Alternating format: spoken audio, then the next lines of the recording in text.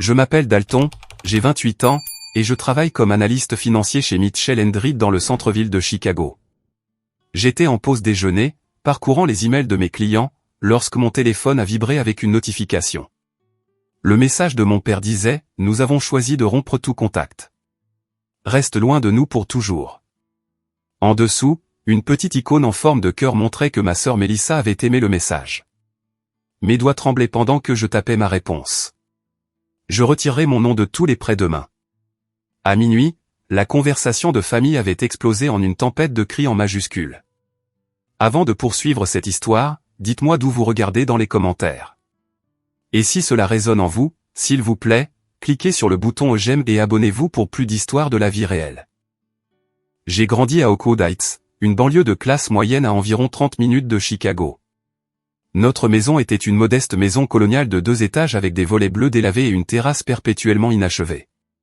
Mon père, Richard, a commencé à la construire l'été de mes 10 ans. Il travaillait dans la gestion de la construction, supervisant des projets résidentiels, et ramenait cette même supervision exigeante à la maison chaque soir. Mon père dirigeait notre foyer d'une main de fer déguisée en amour vache. Chaque réussite était accueillie par un signe de tête dédaigneux et des commentaires comme « C'est ce qu'on attend », ce n'est pas exceptionnel. Chaque échec était disséqué à table, servi comme un plat d'accompagnement froid avec ce que ma mère Eleanor avait préparé. Elle était le complément parfait de son style autoritaire, une experte en manipulation passive-agressive qui utilisait le silence comme une arme et soutenait toujours les critiques les plus dures de mon père avec un calme fin. Ton père veut juste ce qu'il y a de mieux pour toi, Dalton. Puis il y avait ma sœur Mélissa, 3 ans de moins que moi et perpétuellement positionnée comme l'enfant modèle. Alors que je luttais pour répondre à des attentes impossibles, Mélissa semblait recevoir sans effort des éloges même pour ses accomplissements les plus élémentaires. Quand je ramenais d'excellentes notes, on me répondait « Eh bien, c'est ton travail en tant qu'étudiant. » Quand Mélissa obtenait un B+, il y avait des célébrations et de la crème glacée. La disparité n'était pas subtile. Les difficultés financières étaient un courant sous-jacent constant dans notre maison. Le salaire de mon père s'étirait à peine entre les paiements hypothécaires. Le travail à temps partiel de ma mère dans le commerce de détail couvrait à peine l'épicerie, et il n'y avait jamais assez pour les extras comme les nouveaux vêtements ou les voyages scolaires. À 16 ans, je travaillais après l'école dans une quincaillerie locale, remettant la majeure partie de mon salaire pour aider aux dépenses familiales. Je ne le remettais pas en question à l'époque. C'est ce que faisait une famille, n'est-ce pas? Le lycée est devenu mon champ de bataille pour l'approbation parentale. J'ai rejoint tous les clubs académiques, joué dans l'équipe de baseball universitaire même si je détestais ça, maintenu une moyenne de 4.0, et j'ai quand même entendu « Princeton t'a rejeté parce que tu ne t'es pas assez poussé » quand les lettres d'admission des universités sont arrivées. Être accepté à Northwestern avec une bourse partielle a été ma première vraie victoire. Cela signifiait la liberté. 18 miles de distance physique de la maison familiale qui semblait en faire 18 000. Ces 4 années ont été transformatrices. Je me suis fait de vrais amis qui m'appréciaient pour ma personnalité, pas pour mes réalisations. J'ai exploré des intérêts que mon père avait jugés peu pratiques. J'ai appris ce que c'était que de respirer sans que quelqu'un mesure la teneur en oxygène de chaque expiration. Puis la réalité a frappé sous la forme de 63 000 $ de dettes étudiantes et d'un marché du travail impacté par la récession. Retourner vivre à la maison après l'obtention de mon diplôme a été l'une des décisions les plus difficiles que j'ai jamais prises. Ce qui ne devait durer que 3 mois s'est transformé en 2 ans d'indépendance étouffée, de critiques renouvelées et d'enchevêtrements financiers de plus en plus inconfortables. Dalton, puisque tu vis ici sans payer de loyer, co-signer le prêt auto de Mélissa est la moindre des choses que tu puisses faire. C'est devenu le premier des nombreux hameçons financiers que ma famille a planté en moi. Ma cote de crédit était excellente. J'avais été obsédé par sa construction pendant mes études, sachant que c'était mon billet pour l'indépendance éventuelle. Bientôt, mon nom figurait sur un prêt sur valeur domiciliaire pour des rénovations, un prêt personnel pour la chirurgie du dos de mon père que l'assurance ne couvrait pas entièrement, et comme garant de l'appartement dans lequel Mélissa a emménagé après avoir abandonné le community college. Quand j'ai finalement décroché mon poste chez Mitchell & Reed il y a 3 ans, j'ai pensé que les choses allaient changer. J'ai trouvé un appartement, établi des limites autour de mon temps. Non, je ne peux pas venir à 23 heures pour réparer ton ordinateur. Et j'ai commencé à dire non aux nouvelles demandes financières. Chaque refus était accueilli par une escalade de guerre psychologique. Chantage affectif de ma mère, tirade de colère de mon père, accusation en larmes de Mélissa. Ma récente promotion au poste d'analyste principal s'est accompagnée d'une augmentation de salaire significative. D'une manière ou d'une autre, ma famille était au courant avant même que j'ai reçu mon premier nouveau salaire. Les demandes ont commencé immédiatement, de l'argent pour la dernière entreprise de Mélissa, la vente de coques de téléphone personnalisés, un prêt pour les vacances du 25e anniversaire de mes parents, co-signer un autre refinancement de leur hypothèque perpétuellement déficitaire. Pour la première fois, j'ai dit non à tout. La température de notre relation déjà glaciale est tombée en dessous de zéro. Les fissures dans la façade de notre famille ont commencé à s'élargir. Le Thanksgiving dernier, j'avais apporté une bouteille de vin qui coûtait plus de 20 $, un petit luxe pour célébrer ma promotion. Mon père en a bu une gorgée et s'est lancé dans un sermon sur le fait de se donner des grands airs et d'oublier d'où je venais. Quand j'ai mentionné que j'envisageais d'acheter un condo, ma mère est intervenue avec « J'espère que tu ne prévois pas de déménager plus loin. Tu nous rends déjà à peine visite. » La vérité, c'est que je venais tous les dimanches sans faute, endurant des dîners de 3 heures remplis de critiques et de comparaisons. Chaque visite me laissait émotionnellement vidé pendant des jours. J'avais commencé à voir une thérapeute, Dr Lauren Mitchell, sans lien avec mon cabinet, qui m'a aidé à reconnaître ces interactions comme de la manipulation émotionnelle. Elle m'a encouragé à établir des limites plus saines, un conseil qui s'est avéré impossible à mettre en œuvre sans conflit.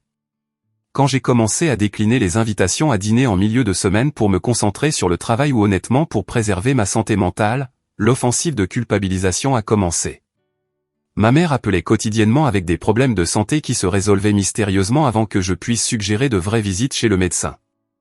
Mon père envoyait des textos remettant en question ma loyauté familiale. Mélissa se présentait à l'improviste à mon appartement, généralement quand elle avait besoin d'argent ou d'une signature sur quelque chose.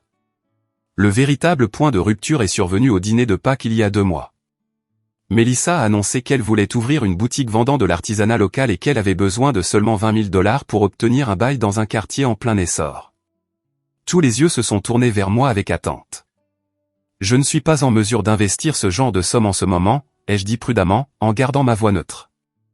Investir? Qui a parlé d'investir?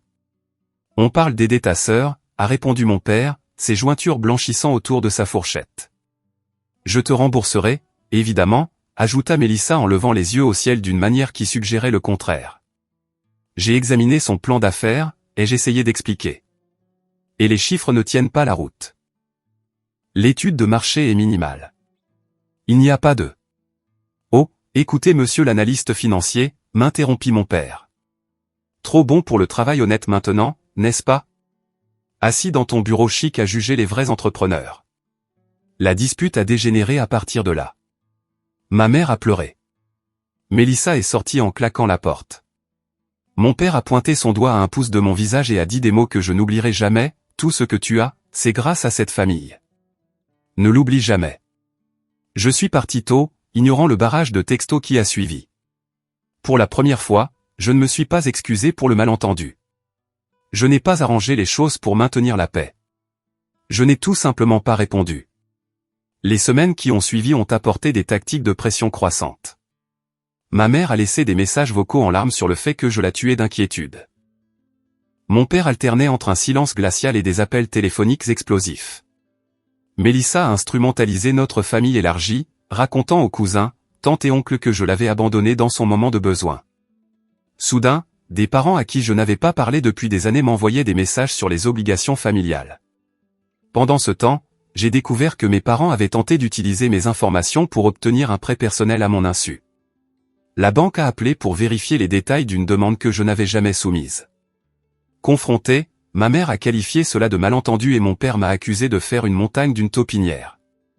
J'ai consulté un ami avocat sur la protection de mon identité et de mes informations financières. Il m'a conseillé de vérifier régulièrement mon rapport de crédit et de placer des alertes à la fraude auprès des principales agences. Quand ma famille a découvert que j'avais gelé mon crédit, empêchant ainsi que de nouveaux prêts soient contractés à mon nom, la température est tombée encore plus bas. Chaque dîner du dimanche devenait plus tendu que le précédent. La conversation était superficielle, voire carrément hostile. Mon père faisait des commentaires acerbes sur les enfants ingrats, tandis que ma mère soupirait dramatiquement en remplissant les verres de vin. Mélissa oscillait entre m'ignorer complètement et faire des commentaires passifs-agressifs sur des amis dont les frères solidaires les avaient aidés à réaliser leurs rêves. J'ai arrêté de partager des détails sur ma vie ou mon travail. Chaque révélation était devenue une munition à utiliser contre moi plus tard. Quand j'ai mentionné un possible voyage de travail à New York, mon père a immédiatement demandé si je serais en note de frais pour pouvoir donner un peu d'argent à la famille. Quand j'ai parlé du mariage d'un collègue auquel j'avais assisté, ma mère m'a interrogé sur la raison pour laquelle je ne ramenais plus jamais de gentilles filles à la maison, oubliant commodément comment elle avait traité ma petite amie de l'université. Le dimanche avant le texto, j'ai décliné le dîner, prétextant un projet de travail urgent. En réalité, j'étais épuisé émotionnellement et j'avais besoin d'un week-end pour récupérer. Le barrage de messages qui a suivi allait de la culpabilisation, « Papa a fait ton rôti préféré pour rien », à l'accusation pure et simple, « Tu penses clairement que tu es trop bien pour cette famille maintenant ».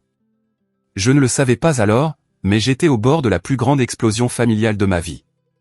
Mardi a commencé comme n'importe quelle autre journée de travail. Mon réveil a sonné à 6h15.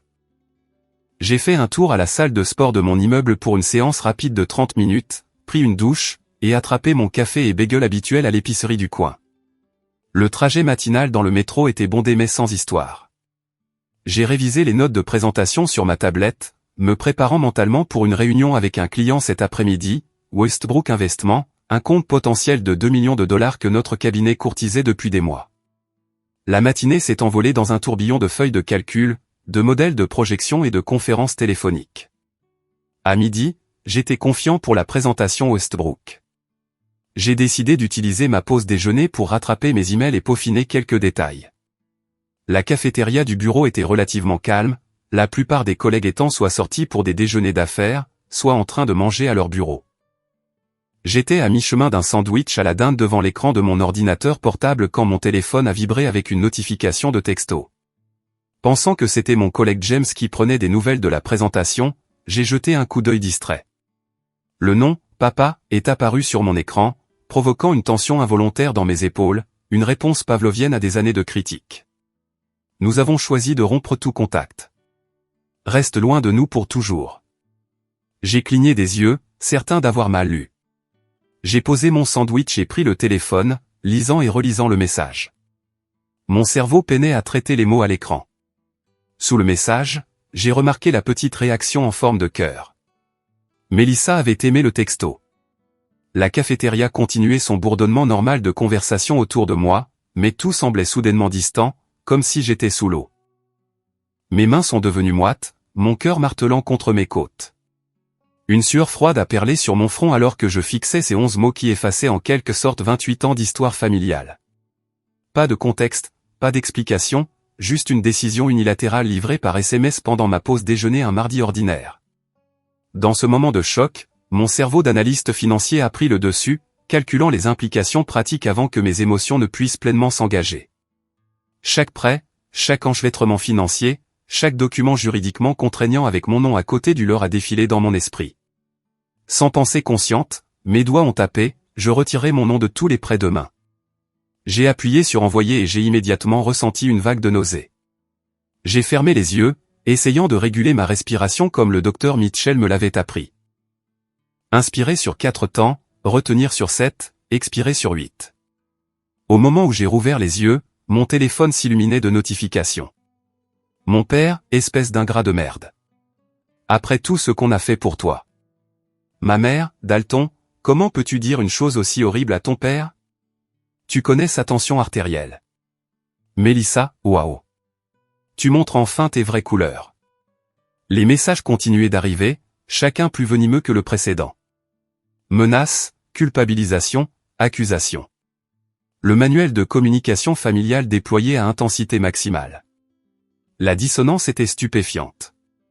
Il venait de me dire de rester loin pour toujours, mais ma menace de me désengager financièrement avait en quelque sorte franchi une ligne impardonnable.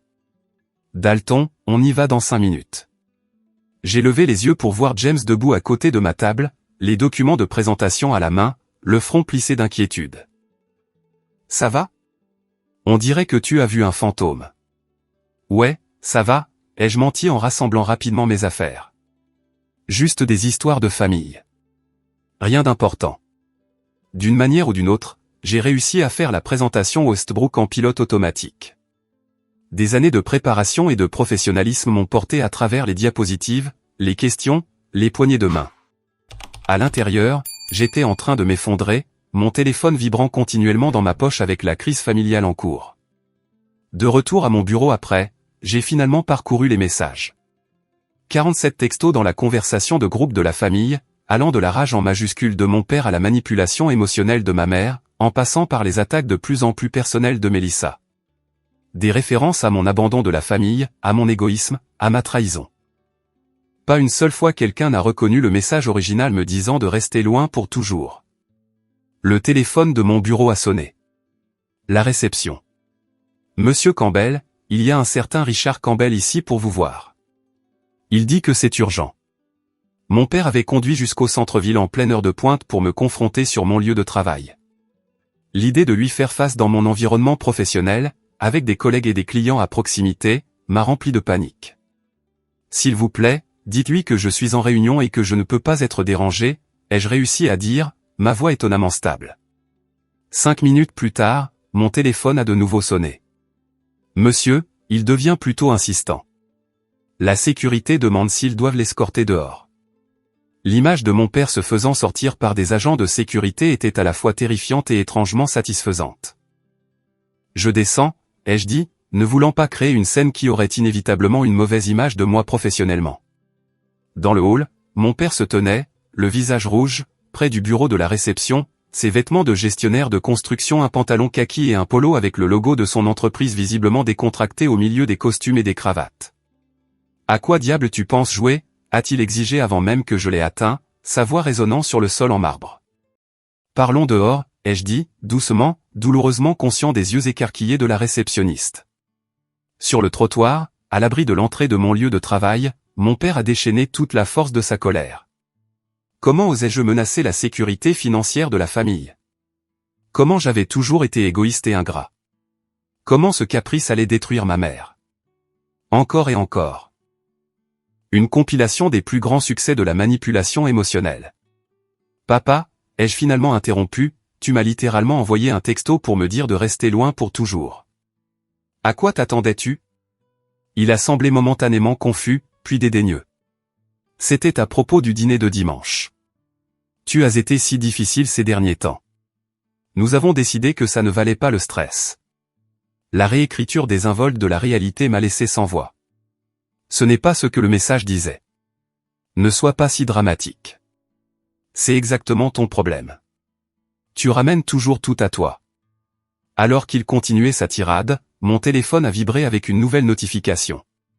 Une publication Facebook publique de Mélissa. Quand ton propre frère menace de détruire financièrement tes parents parce qu'il est en colère qu'on lui ait fait remarquer son égoïsme. Certaines personnes ne grandissent jamais. Déjà, les commentaires s'accumulaient, des réponses sympathiques de la famille élargie, d'amis du lycée à qui je n'avais pas parlé depuis des années, même des membres du groupe de l'église de ma mère. La campagne de dénigrement public avait commencé. Le trajet de retour du travail ce soir-là reste un flou dans ma mémoire. Le trafic rampait le long de l'autoroute Kennedy pendant que mon esprit parcourait 28 ans d'histoire familiale, réexaminant chaque interaction sous ce nouvel angle. Avais-je toujours été simplement une ressource financière pour eux? L'amour avait-il été réel, ou était-il conditionnel depuis le début? La question tournait comme des vautours picorant mon estime de moi. J'ai réussi à atteindre le parking souterrain de mon immeuble avant que le barrage émotionnel ne cède. Assis dans ma voiture, moteur éteint, j'ai finalement laissé les larmes couler. De grands sanglots haletants qui me laissaient à bout de souffle. Les mains agrippant le volant si fort que mes jointures sont devenues blanches. J'ai pleuré pour le petit garçon qui avait tant essayé de gagner l'approbation de son père. J'ai pleuré pour le jeune homme qui avait renoncé à son indépendance financière pour aider les personnes qui auraient dû le protéger. Surtout, j'ai pleuré pour le Dalton d'aujourd'hui, qui était en quelque sorte devenu le méchant de sa propre histoire familiale. Quand le pire de la tempête est passé, j'ai sorti mon téléphone et appelé la seule personne que je savais qui comprendrait sans jugement. Marcus, il faut que je te parle. C'est grave. Marcus avait été mon colocataire en 2e année à Northwestern, et malgré nos parcours professionnels différents il s'est lancé dans le développement de logiciels tandis que je poursuivais la finance, nous étions restés proches. Il connaissait ma dynamique familiale mieux que quiconque, en ayant été le témoin direct lors de plusieurs visites désastreuses de mes parents sur le campus. Je commande une pizza et j'arrive, a-t-il dit sans hésitation. dans 30 minutes. Fidèle à sa parole, Marcus est arrivé à ma porte avec de la nourriture, de la bière et le genre de présence solide qui rendait l'appartement moins vide. Je lui ai montré le texto original, l'explosion qui a suivi, et l'apparition bizarre de mon père à mon travail. « Mec », a-t-il dit après avoir tout absorbé, c'est un niveau de toxicité supérieur. « Suis-je fou ?» ai-je demandé, la question qui me hantait. « Suis-je celui qui a tort ici ?»« Absolument pas », a dit fermement Marcus. « Ils t'ont dit de rester loin pour toujours, puis ils ont pété les plombs quand tu les as pris au mot. C'est le BAEBA de la manipulation psychologique. » Nous avons passé des heures à analyser les événements de la journée, Marcus me guidant patiemment à travers chaque mine émotionnelle. Quand mon téléphone a continué à s'allumer avec des notifications plus de messages familiaux, d'alertes sur les réseaux sociaux, même des emails de membres de la famille élargie qui s'étaient en quelque sorte impliqués, il a suggéré que je l'éteigne complètement pour la nuit. Demain sera bien assez tôt pour gérer les retombées, a-t-il conseillé. Pour l'instant, tu as besoin de repos. Mais le repos s'est avéré insaisissable. Après le départ de Marcus, je suis resté éveillé jusqu'à 3 heures du matin, rejouant les souvenirs de famille comme un enquêteur, cherchant des indices que j'avais manqués. La partie de pêche quand j'avais 8 ans et que j'avais attrapé mon premier achigan, le rare sourire d'approbation de mon père. La remise des diplômes de mon lycée quand ma mère m'a serré dans ses bras et a murmuré qu'elle était fière, et dans Mélissa avec son projet de foire scientifique l'année où elle a remporté la première place. Ces moments avaient-ils été réels, ou est-ce que je romantisais une famille qui n'avait jamais vraiment existé? Le matin n'a apporté aucune clarté, seulement de l'épuisement et un mal de tête lancinant. J'ai appelé pour me déclarer malade pour la première fois en 3 ans, incapable de faire face au masque professionnel requis au bureau. Au lieu de cela, j'ai passé la journée à documenter méthodiquement chaque lien financier entre moi et les membres de ma famille. La liste était plus longue que je ne l'avais réalisée. Co-emprunteur sur le prêt sur valeur domiciliaire de mes parents, 35 000 $ restants. Garant sur le bail de l'appartement de Mélissa, 17 mois restants. Titulaire conjoint d'une carte de crédit familiale, 8 000 $. Solde en dollars. Co-emprunteur sur le prêt auto de Mélissa. 12 000 $ restants. Prêt personnel à mon père pour des frais médicaux. 7 000 $ à rembourser lorsque possible. Mon nom sur divers comptes de services publics chez mes parents datant de l'époque où j'y vivais. L'enchevêtrement financier était étendu, délibérément. J'ai réalisé avec une clarté croissante que chaque obligation avait été présentée comme temporaire, comme une aide à la famille dans le besoin, mais collectivement, elle formait des menottes dorées, me gardant lié au contrôle de ma famille. Mon téléphone, que j'avais finalement rallumé, continuait son flot constant de notifications. Mon père avait appelé mon superviseur direct, prétextant une urgence familiale et posant des questions inappropriées sur mon horaire de travail et les détails de mon salaire.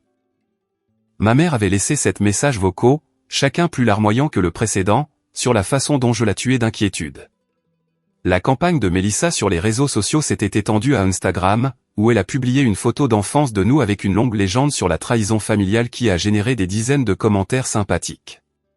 Le plus troublant étaient les messages de la famille élargie et des amis de la famille, des gens qui n'avaient entendu qu'une version soigneusement choisie des événements. Le frère de mon père a envoyé un email particulièrement cinglant sur ma responsabilité d'honorer mon père et ma mère. La meilleure amie de ma mère de l'église a appelé pour essayer de me raisonner. Même mon ancien entraîneur de baseball du lycée m'a envoyé un texto pour exprimer sa déception quant à l'homme que j'étais devenu. L'isolement était écrasant. Ma version des événements, les années de manipulation financière, le texto original me disant de rester à l'écart, était systématiquement effacé du récit. À sa place, une histoire sur un fils ingrat menaçant ses parents âgés pour un désaccord mineur était construite et diffusée à tous ceux qui voulaient bien écouter. Le soir, mon épuisement émotionnel s'était transformé en autre chose. Une colère froide et claire qui semblait étrangement stabilisante. Pour la première fois, j'ai vu avec une clarté parfaite les schémas qui avaient défini mes relations familiales pendant des décennies. Les bombardements d'amour suivis de critiques. Les hameçons financiers déguisés en aide. Le maintien de l'image publique à tout prix. Le docteur Mitchell avait souvent parlé du fait que le fond du trou est la fondation sur laquelle de nouvelles structures peuvent être construites. Assis seul dans mon appartement, entouré de documents financiers et de messages sans réponse, j'ai réalisé que j'avais atteint cette fondation. Je ne pouvais aller que vers le haut. On a frappé à 7h15 le samedi matin. 3 coups secs qui ont résonné dans mon appartement silencieux comme des coups de feu. J'étais déjà réveillé depuis des heures, examinant les emails des institutions financières sur le processus pour me retirer en tant que co-emprunteur de divers prêts. À travers le Judas, j'ai vu les cheveux soigneusement coiffés de ma mère et Mélissa qui se balançaient d'un pied sur l'autre avec impatience. Un instant, j'ai envisagé de ne pas répondre. Puis, redressant les épaules, j'ai ouvert la porte. « Oh, Dieu merci !» s'est exclamée ma mère en me bousculant pour entrer dans l'appartement. Nous étions morts d'inquiétude. Mélissa a suivi, jetant un regard dédaigneux à l'espace. « Bel endroit », a-t-elle dit d'un ton qui suggérait le contraire. Elle n'avait pas appelé à l'avance, n'avait pas envoyé de texto pour voir si j'étais disponible. L'intrusion était délibérée, une démonstration de force conçue pour me prendre au dépourvu dans mon propre espace. J'ai fermé la porte lentement, rassemblant mes pensées. « Qu'est-ce que vous faites ici ?» ai-je demandé, en gardant ma voix neutre. Les yeux de ma mère se sont immédiatement remplis de larmes. « C'est une façon d'accueillir ta famille. Après tout ce que nous avons traversé cette semaine ? Vous m'avez dit de rester loin pour toujours, lui ai-je rappelé. Et maintenant, vous êtes dans mon salon à 7 heures du matin un samedi. Ne sois pas si littéral, Dalton, a lâché Mélissa. Mon Dieu, tu prends toujours tout si personnellement. Ma mère s'est installée sur mon canapé sans y être invitée, son sac à main serré sur ses genoux comme une armure. Ton père est hors de lui. Il n'a pas dormi depuis des jours. À cause du texto qu'il a envoyé ou à cause de ma réponse, ai-je demandé. Les deux, je suppose, a-t-elle soupiré dramatiquement. Tu sais comment il est quand il est contrarié. Il dit des choses qu'il ne pense pas, je suis resté debout, refusant d'être physiquement positionné en dessous d'elle. Et la partie sur la rupture de tout contact, le fait de rester loin pour toujours. Le pensait-il ? Eh bien, tu as été si distant ces derniers temps, a éludé ma mère. Annulant constamment des plans, toujours trop occupé pour la famille. Que étions-nous censés penser ? La révision de la réalité était vertigineuse. Dans leur version, le texto de mon père était une réponse raisonnable à mon comportement, pas le catalyseur de tout le conflit.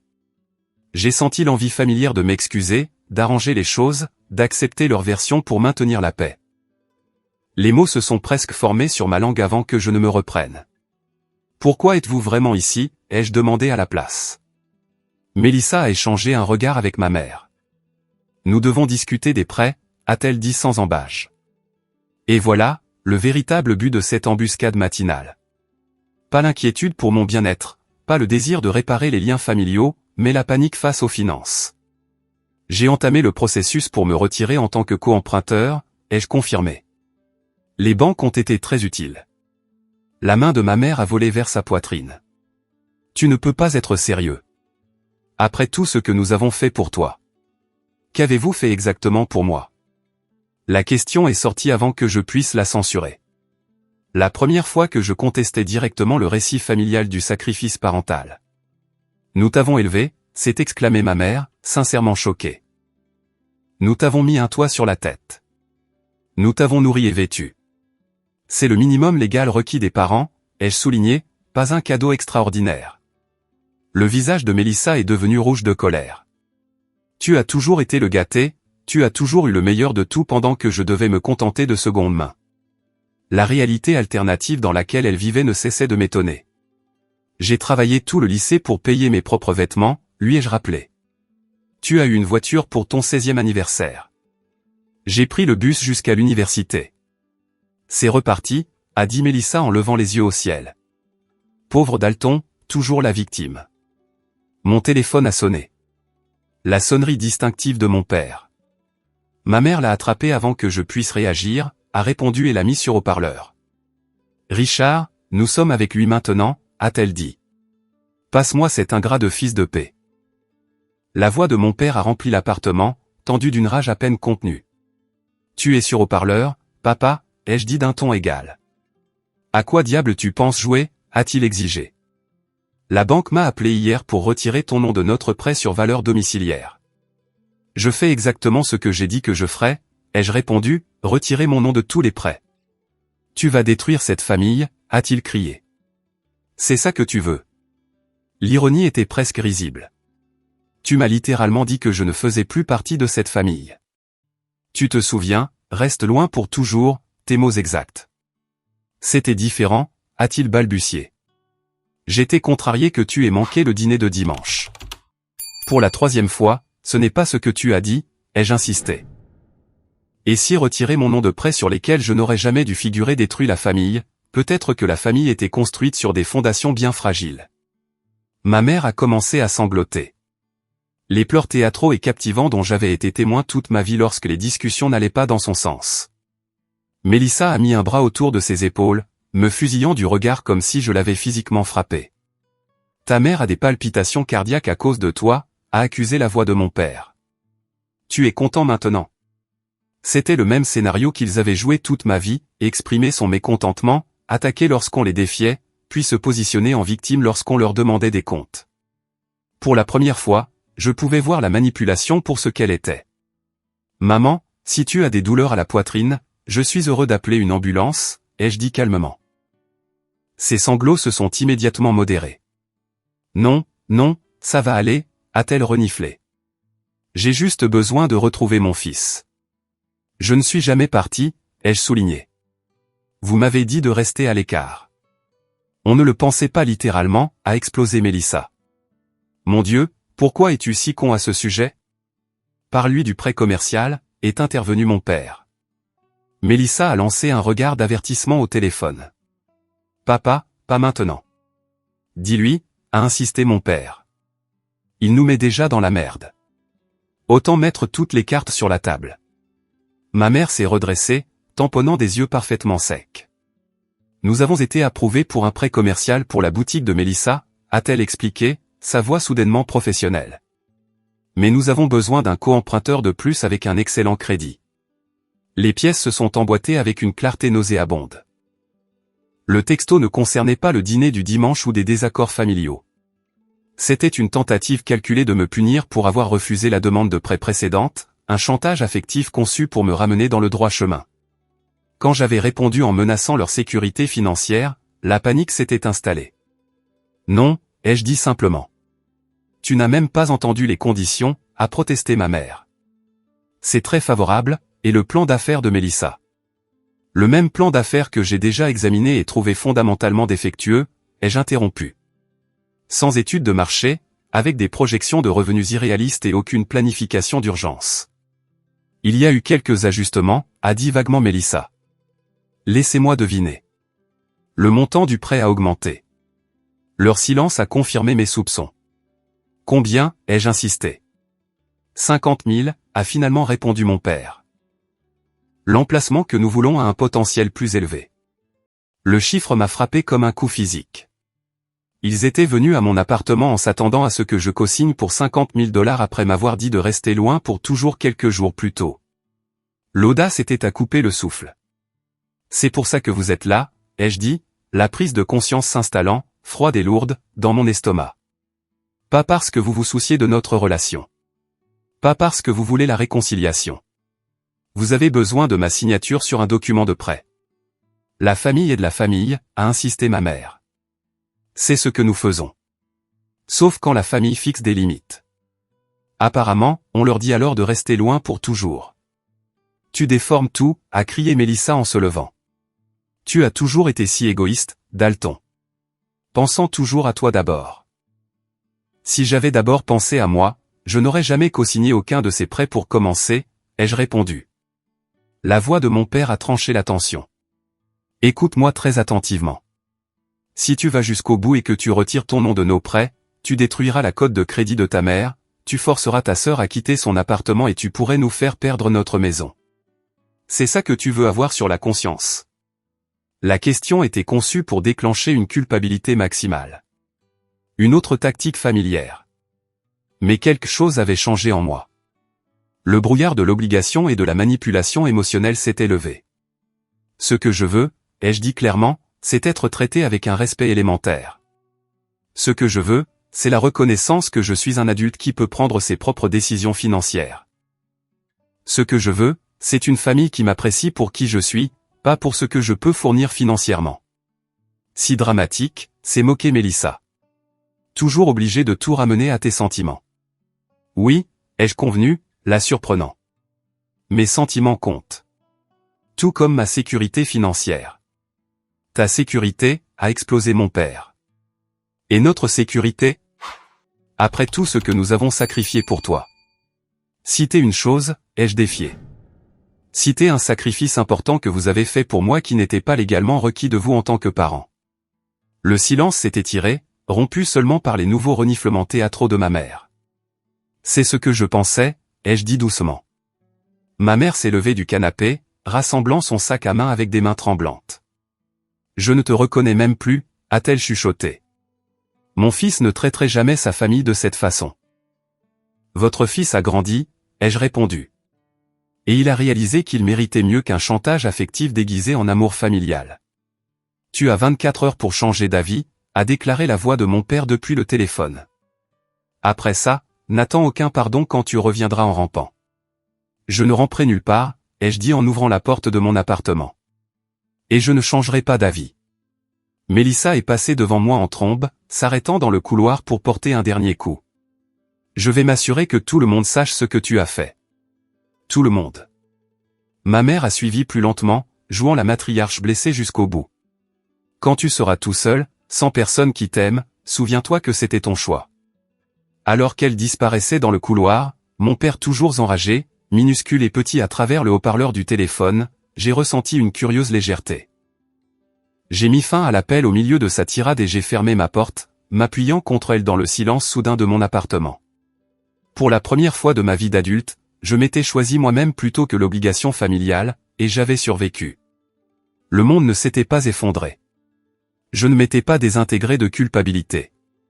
Au lieu de cela, j'ai senti quelque chose de nouveau prendre racine dans ma poitrine, la fondation solide du respect de soi. Lundi matin, je suis entré chez Grayson Financial Advisé avec un dossier de documents et une détermination que je n'avais jamais ressentie auparavant. Catherine Grayson, une planificatrice financière certifiée sans fioriture avec 20 ans d'expérience, m'avait été chaudement recommandée par un collègue. Alors, a-t-elle dit après avoir examiné ma situation, vous voulez vous désengager d'environ 72 000 $ de prêts et d'obligations financières qui ne sont pas les vôtres. Correct. Entendre la somme totale prononcée à voix haute m'a noué l'estomac, mais j'ai hoché la tête. Oui, aussi rapidement et proprement que possible. Catherine n'a pas demandé l'histoire émotionnelle, ce dont j'étais reconnaissant. Elle a simplement exposé les options, les conséquences et les délais avec une précision clinique. Certains prêts pourraient être refinancés par les emprunteurs principaux si leur crédit le permettait. D'autres pourraient nécessiter un paiement intégral pour retirer mon nom. Les comptes de service public étaient simples à transférer. Le bail de l'appartement serait plus délicat mais pas impossible. Ce ne sera pas sans douleur, a-t-elle averti, mais c'est tout à fait faisable. J'ai vu des enchevêtrements financiers bien pires.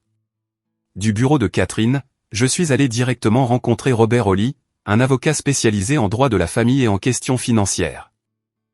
Là où Catherine avait été purement professionnelle, l'approche de Robert était plus personnelle, m'encourageant à partager le contexte de ma décision. L'abus financier au sein des familles est bien plus courant qu'on ne le pense, m'a-t-il dit après que j'ai exposé la situation, surtout lorsqu'il est déguisé en aide ou en obligation. Robert a rédigé des lettres officielles à chaque institution financière, recommandé des services de surveillance de crédit supplémentaires et suggéré de documenter toutes les communications avec ma famille à l'avenir. Si les choses s'enveniment, a-t-il prévenu, vous voudrez avoir un enregistrement clair des événements. Les actions concrètes étaient responsabilisantes après des jours de tourmente émotionnelle.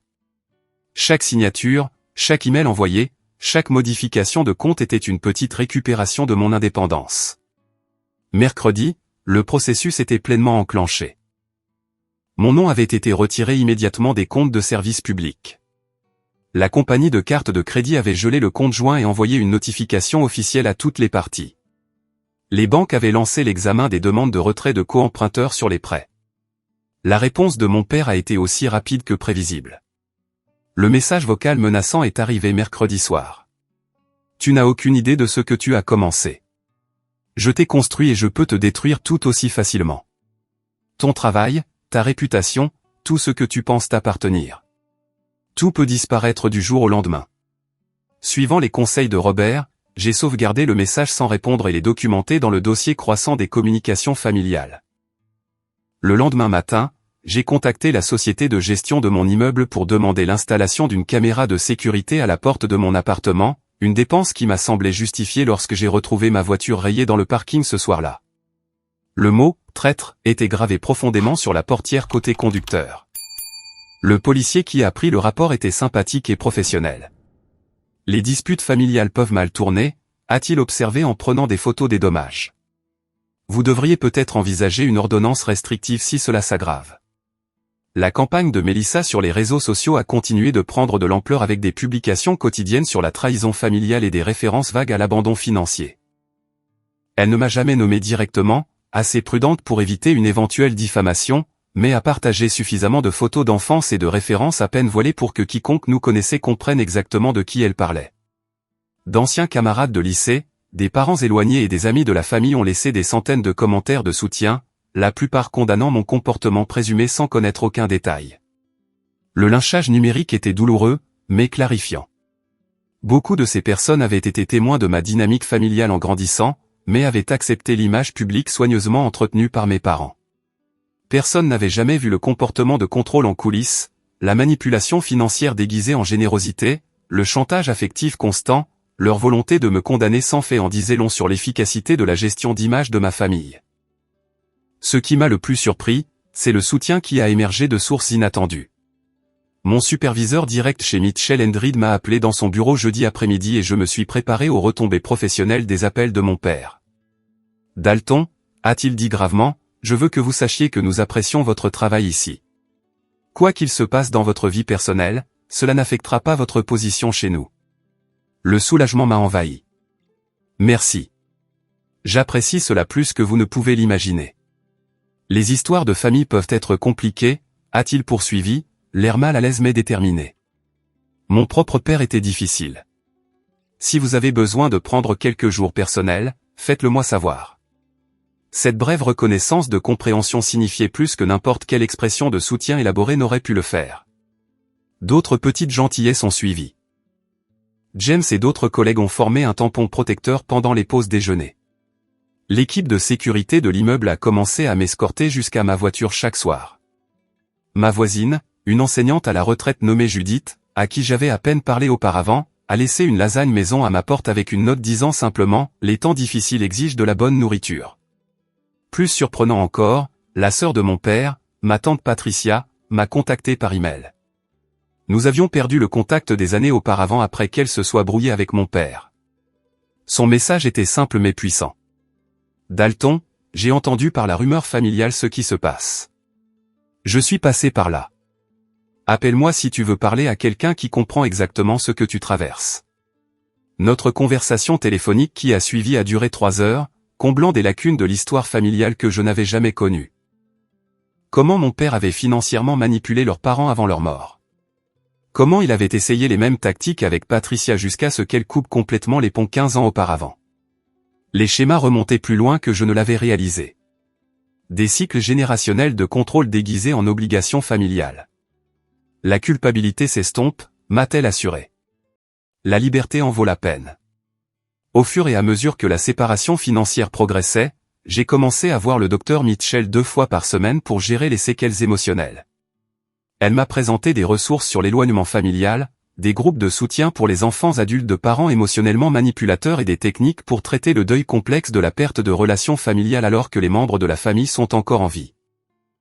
Vous faites le deuil de la famille que vous pensiez avoir, a-t-elle expliqué, et de la famille que vous auriez souhaité avoir.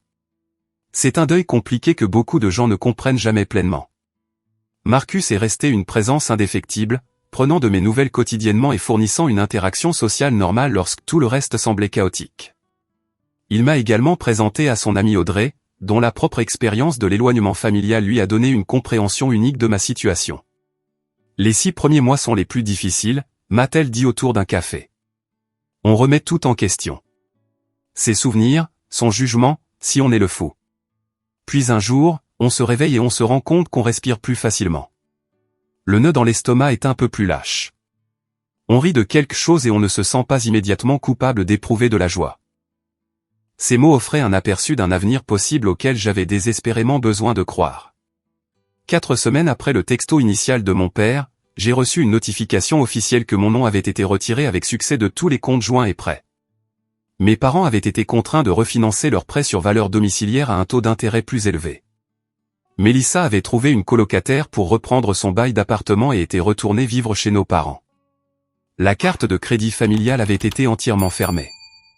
Le désengagement pratique était terminé, mais les séquelles émotionnelles persistaient. Ma mère laissait encore des messages vocaux oscillant entre des supplications culpabilisantes et des accusations vicieuses. Les menaces de mon père avaient évolué vers un silence menaçant. La campagne de Mélissa sur les réseaux sociaux s'était élargie pour inclure une collecte de fonds pour la guérison familiale et ses rêves de boutique, monétisant ainsi le conflit. À travers tout cela, j'ai maintenu les limites que le docteur Mitchell et moi avions établies, aucun engagement direct, documentation de toutes les communications, concentration sur la création de nouvelles connexions plutôt que sur la réparation de celles qui étaient brisées. Chaque jour apportait de petites victoires dans la reconquête de mon identité, séparée des attentes et des définitions de ma famille.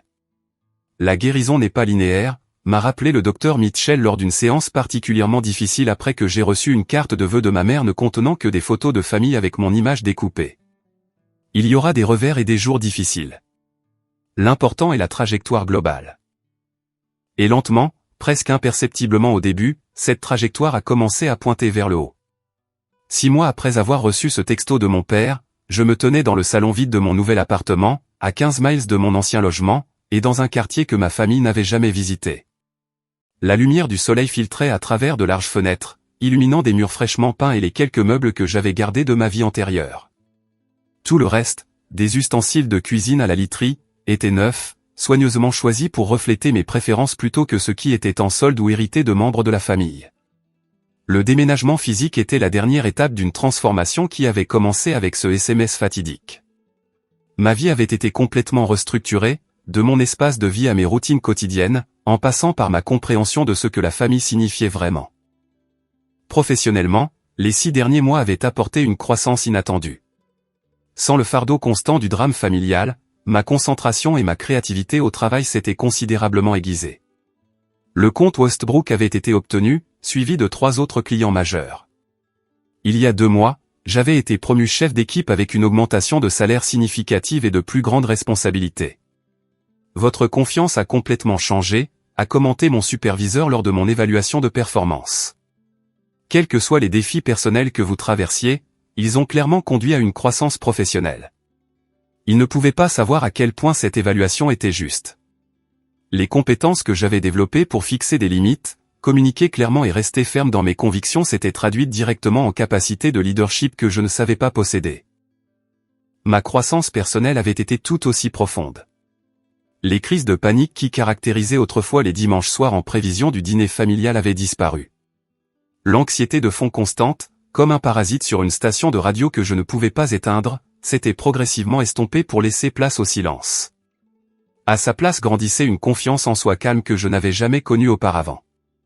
Mon téléphone s'illuminait encore occasionnellement de tentatives de contact familial. Ma mère s'était installée dans un schéma de mai mensuel émotionnellement manipulateur. Chacun était construit pour maximiser la culpabilité tout en maintenant son rôle de matriarche blessé. Mon père ne m'avait pas contacté directement depuis le dernier message vocal menaçant il y a 4 mois. Bien que j'ai entendu par ma tante Patricia qu'il annonçait périodiquement à la famille élargie son intention de ne plus jamais parler à son fils ingrat. L'approche de Mélissa avait évolué avec une précision calculée. Après que sa campagne sur les réseaux sociaux ait cessé de générer suffisamment d'attention, elle s'était repositionnée en artisan de la paix compatissant. Son message le plus récent avait été une invitation soigneusement formulée pour commencer à guérir nos blessures familiales, envoyée par coïncidence juste après qu'on lui ait refusé un autre prêt commercial sans co-emprunteur. Chaque tentative de contact était devenue plus facile à reconnaître pour ce qu'elle était, non pas une connexion authentique, mais des hameçons conçus pour me ramener dans de vieux schémas. J'ai maintenu ma politique de non-engagement, documentant chaque communication dans un dossier qui s'amincissait de mois en mois. Pendant ce temps, mon véritable réseau de soutien s'était épanoui. Les dîners hebdomadaires avec Marcus étaient devenus une tradition, incluant souvent son petit ami Tyler et un groupe d'amis changeants. Audrey et moi avions développé une amitié étroite basée sur une expérience partagée et une compréhension mutuelle. Ma relation avec ma tante Patricia s'était approfondie, comblant des pièces manquantes de l'histoire familiale tout en créant de nouvelles traditions non entachées par la manipulation. Plus important encore, j'avais commencé à construire ce que le docteur Mitchell appelait une famille choisie, des liens basés sur le respect mutuel et l'affection sincère plutôt que sur l'obligation biologique ou l'intrication financière. Ces relations fonctionnaient selon des règles entièrement différentes de celles que ma famille d'origine m'avait enseignées. Les désaccords pouvaient survenir sans menace d'abandon. Les limites étaient respectées plutôt qu'attaquées. L'amour s'exprimait par des actions, pas seulement par des mots commodes. Mes séances de thérapie avec le docteur Mitchell étaient passées à bi-hebdomadaire, se concentrant moins sur la gestion de crise et plus sur la guérison à long terme. Lors de notre dernière séance, elle m'avait posé une question qui m'a fait réfléchir. Si votre famille vous contactait demain avec une reconnaissance et des excuses sincères, que voudriez-vous de la relation à l'avenir? La question m'avait plongé dans une profonde réflexion. Il y a 6 mois, j'aurais désespérément voulu la réconciliation à presque n'importe quel prix. Maintenant, je reconnais qu'un véritable changement exigerait quelque chose que ma famille semblait fondamentalement incapable de fournir, la responsabilité. J'aurais besoin de la reconnaissance de la manipulation, lui ai-je dit. Pas seulement des excuses pour des incidents spécifiques, mais la reconnaissance des schémas. Et j'aurais besoin de limites complètement différentes, d'une séparation financière, du respect de mon autonomie, plus de chantage affectif. Et s'ils ne peuvent pas fournir cela, a-t-elle demandé doucement. Alors je continue sur le chemin que j'ai choisi, ai-je dit, surpris par la paix que je ressentais avec cette réponse. J'ai appris que la famille ne se définit pas par le sang ou l'obligation. Elle se définit par le respect mutuel, le soutien et un amour sain. Cette prise de conscience, que je pouvais créer du sens et des liens sans sacrifier mon bien-être à des dynamiques familiales toxiques, avait été le cadeau le plus profond de ce douloureux voyage. Debout dans mon nouvel appartement, déballant des cartons d'objets soigneusement choisis qui représentaient la vie que je me construisais, j'ai ressenti un immense sentiment de gratitude. Pas pour le texto qui avait déclenché ce voyage, la cruauté me piquait encore quand je me permettais de m'en souvenir, mais pour la force que j'avais trouvée en y répondant. Pour la première fois de ma vie, j'avais agi en accord avec mes propres valeurs plutôt que par peur réactive ou par obligation. J'ai placé une photo encadrée sur ma nouvelle étagère. Pas un portrait de famille, mais une photo du week-end du mois dernier au lac Michigan avec Marcus, Tyler, Audrey et d'autres amis. Des visages rieurs, des sourires sincères, la lumière du soleil captant l'eau derrière nous. C'était ma famille maintenant. Choisie, délibérément entretenue avec soin, connectée par l'amour plutôt que par l'obligation. Le voyage n'avait pas été facile, et il n'était pas complètement terminé. Il y aurait des vacances difficiles à venir, des conversations gênantes avec des connaissances qui ne comprenaient pas l'éloignement familial, et sans aucun doute d'autres tentatives de manipulation de la part de ma famille d'origine. Mais j'avais développé les outils pour naviguer ces défis sans me perdre en cours de route. Le texto de mon père, nous avons choisi de rompre tout contact. Reste loin de nous pour toujours, était destiné à me punir pour mon indépendance croissante. Au lieu de cela, il était devenu le catalyseur de la vraie liberté. En essayant de me contrôler par le rejet, ma famille m'avait involontairement libéré des chaînes de l'obligation toxique qui m'avaient lié pendant 28 ans.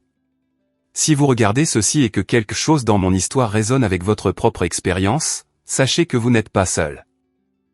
Les relations familiales devraient vous élever et vous soutenir, pas vous épuiser et vous contrôler.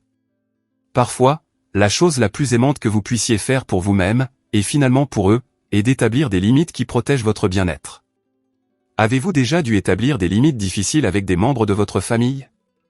Partagez votre expérience dans les commentaires ci-dessous. Et si cette histoire vous a aidé à vous sentir moins seul, s'il vous plaît, cliquez sur le bouton j'aime et abonnez-vous pour plus d'histoires de la vie réelle sur la recherche de la force dans des situations difficiles. Merci d'avoir écouté mon parcours. Et n'oubliez pas, la famille que l'on choisit peut être plus réparatrice que la famille dans laquelle on est né. I should probably eat something. you were a squeaker. Okay, I can't lie. I kind of was too. Aubrey's here. I'm pretty sure you can see us from here. You're all the way down there. We're next to the river, from like the first river you see.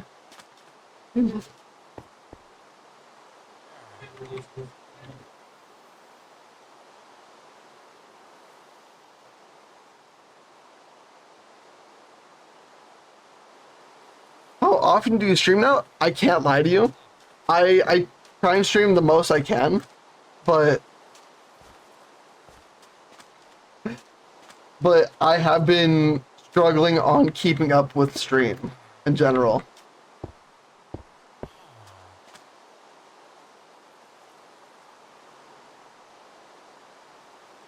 because I have I'm a fuck. Why the fuck are you getting hit? I'm like kind of scared. I guess I killed one. Y'all enjoy making another baby.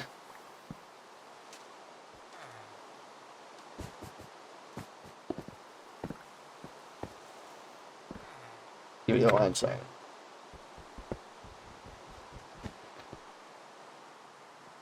Like, that's how I am. I may stream like once or twice.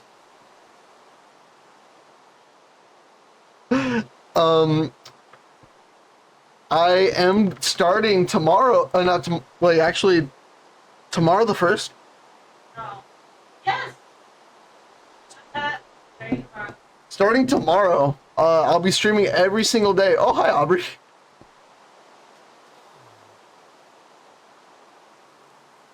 I don't.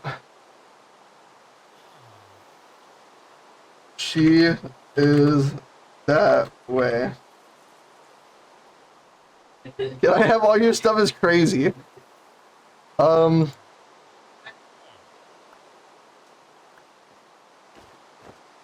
That's all I have. I think of what the fuck it's called.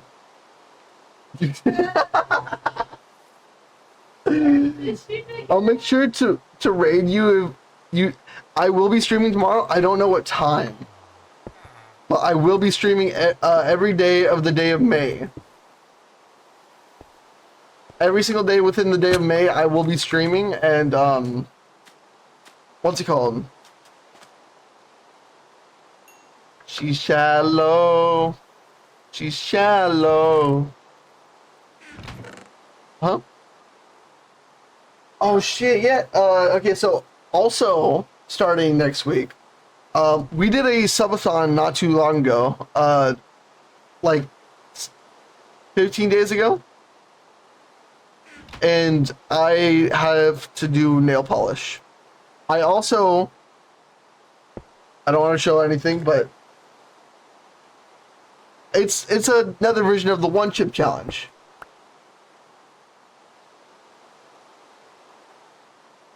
I forgot, it's all nail polish. Also, for a stream, I have to do 100 push-ups and no, I have to do 20 push-ups, and it's something like that.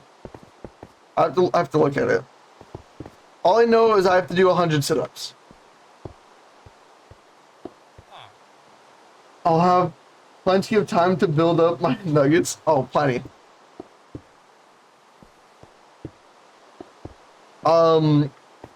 But yeah. What's it called? I'll be streaming every day. What is she asking you? Can I have some stone? Tell me what. What is that?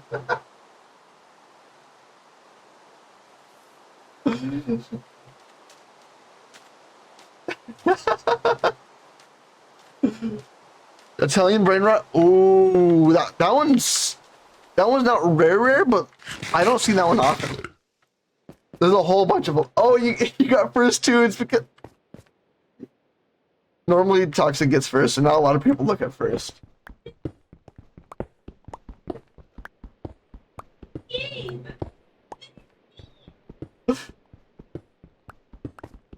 She's in the game. He said. It was pretty cool.